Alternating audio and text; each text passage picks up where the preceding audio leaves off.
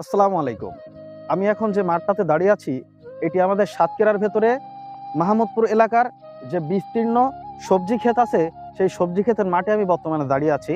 আমার চারিপাশে আপনারা দেখতে পাচ্ছেন, শীতকালীন যে সবজিগুলো, তরি-তরকারিগুলো হয়, এই এক মাঠের ভেতরে কিন্তু সমস্ত তরি-তরকারি, শাকসবজি এখানে কৃষি ভাইরা চাষ করতেছে।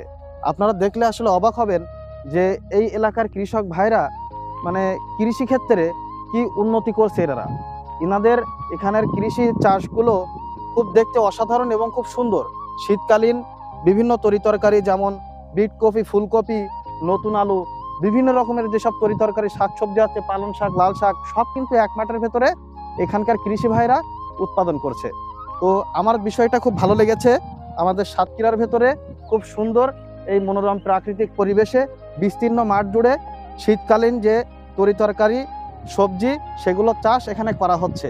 তো সবাই ভালো থাকবেন এবং ভিডিওটা শেয়ার করে সবাইকে দেখার সুযোগ করে দেবেন। ধন্যবাদ।